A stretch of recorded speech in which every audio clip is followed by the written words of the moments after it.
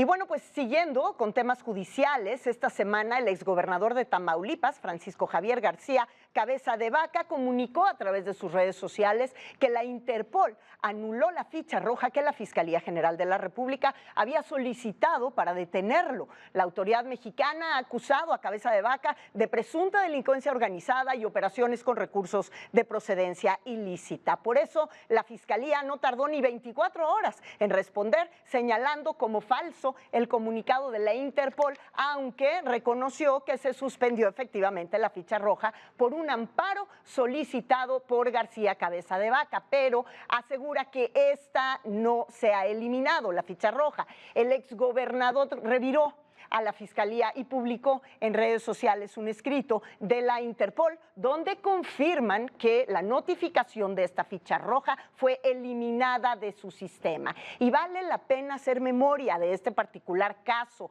pues en el 2023 el Partido Acción Nacional había postulado a Cabeza de Vaca para ser diputado plurinominal en la elección de 2024 y debido a las acusaciones que le acabo de mencionar, se le revocó la candidatura. Y hay que decir que su partido prácticamente lo abandonó en este proceso. Hoy que ya no hay ficha roja sobre la mesa, pero sí facturas políticas quizá que cobrar. Y para hablar de estas, le agradezco muchísimo al exgobernador de Tamaulipas, Francisco Javier García Cabeza de Vaca, que me tomé la comunicación esta noche. Francisco, muchas gracias. Buenas noches.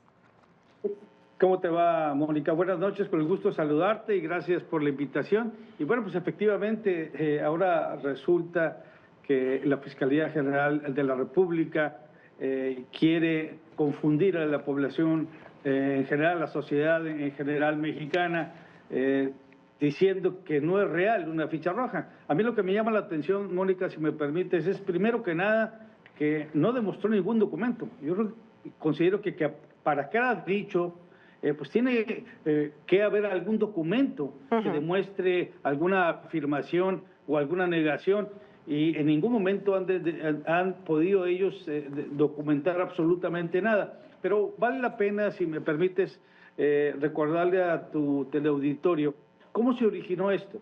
Esto se origina en base a una persecución política desmedida, vil y cobarde que llevó a cabo el pasado gobierno por instrucciones del entonces presidente López Obrador, por no haberme sometido a sus caprichos, por no haberme sometido a lo que él quería, como lo hizo con muchos otros gobernadores en diferentes partes del país, al grado que es la primera ocasión en la historia de México que se lleva a cabo un proceso de desafuero contra un gobernador en turno, mismo que les recuerdo que se ganó en la Suprema Corte de Justicia de la Nación y que posteriormente estos siguieron con la misma narrativa, yendo sobre los mismos supuestos delitos, que por cierto, yo sí quisiera aclarar aquí, Mónica, ellos utilizan el término delincuencia organizada y lo utilizan, Mónica, porque pues es muy rebombante, ¿no? O sea, delincuencia organizada, pareciera ser que es narcotráfico,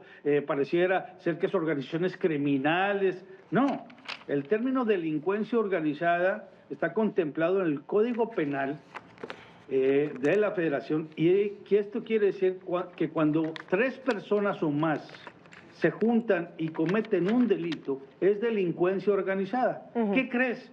Pues resulta que de todas estas infamias, calumnias y estos hechos que se han llevado a cabo, pues resulta que 2 de las otras personas que fueron imputadas, una de ellos un empresario que lamentablemente estuvo en la cárcel injustamente durante 2 años, pues ya quedaron absueltos. La tercera persona, que era un empresario que también lo quisieron involucrar, también quedó absuelta. ¿Qué quiere decir con esto?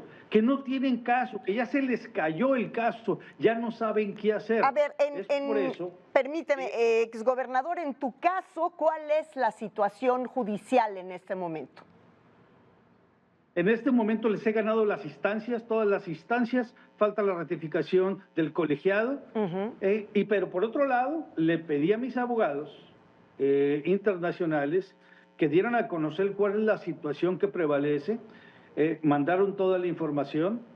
Por supuesto que la Organización Internacional de la Policía Criminal no se va a prestar a un juego de ningún país del mundo que quiera utilizar a la Interpol con fines políticos. Al tener todos los elementos y al darse cuenta, pues hicieron un estudio minucioso al respecto, se dieron cuenta que esto era una vil y cobarde persecución política. Es por eso que en 2 ocasiones le mandan estos documentos a mis abogados donde dicen que ya quitaron la ficha roja, sí, la eliminaron. Si me permites, podría leerte lo que está establecido en el documento. Y lo digo porque tuvimos que hacer la traducción, porque pareciera ser que los de la Fiscalía no hablan inglés o desconocen los términos, pero al final del día habla acerca de eliminar, que ha sido eliminada del sistema de información de Interpol. Sí. Y se adjunta también a la presente la carta oficial del Secretariado General de Interpol, certificando que su cliente, en este caso un servidor, actualmente no es objeto de ficha alguna o de distribución de información por parte de la Interpol. Esto significa, no Francisco, entonces, que tú puedes pisar libremente territorio mexicano. No, ahí es donde está el tema. No les voy a dar yo el gusto. ¿Qué quiere decir con esto? Que puedo pisar cualquier país del mundo, a excepción de México, porque en México, en estas circunstancias, como se ha llevado a cabo las acciones de la Fiscalía, que la han utilizado con fines políticos y que han fabricado delitos contra adversarios, pues no les voy a dar el gusto, Mónica, no les voy a dar el gusto que me utilicen para crear una cortina de humo de todos los problemas tan serios que se están viviendo hoy en día en el país, que más allá de los temas de corrupción, de impunidad, de malos manejos que se viven en cada parte del territorio nacional, y que un día sí y el otro también salen escándalos donde ya los vinculan al partido de Morena y a muchos de sus gobiernos con los grupos criminales, con los cárteles, y que, como bien señalaron en Estados Unidos, tienen una relación intolerable con los cárteles. Eso es prácticamente lo que quieren, desviar la atención de la realidad,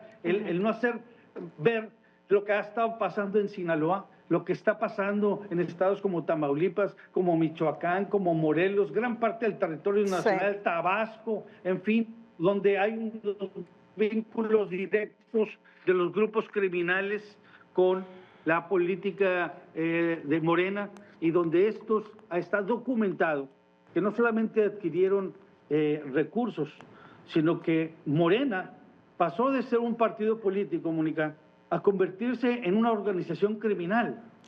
Y eso es parte de lo que está sucediendo en nuestro país, y todos los días se concentran en querer desviar la atención creando cortinas de humo como la que sucedió la semana pasada. Pues vamos a ver, vamos a continuar muy pendientes de en qué termina, digamos, esta rencilla política y esta serie de averiguaciones que tendrán entre tus abogados con la Fiscalía y los asuntos de la Fiscalía en lo que tienen que ver con tu figura. Ya para terminar, se nos acaba el tiempo, te preguntaría, ¿dónde queda tu relación con tu partido, Acción Nacional, que en un momento álgido, pues prácticamente abandonó tu figura aún siendo exgobernador, y el día de hoy, pues no sé si va a haber una defensa hacia ti, si han tenido acercamientos contigo, porque tú hablas de un asunto meramente político, de una persecución política, donde el partido, tu partido, pues no salió a dar la cara jamás.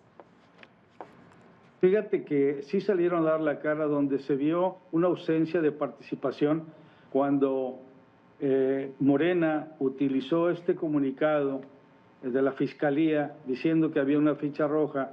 Pues utilizaron este documento ante los consejeros del INE y ante los magistrados del Tribunal Superior Electoral. Para quitarte la candidatura a la Diputación. Para quitarme esa candidatura. Y donde sí se vio una ausencia, pues fue del presidente nacional, del entonces presidente nacional de mi partido. Es el tamaño político que se tiene, por los motivos que tú quieras. Marco Cortés en ese momento.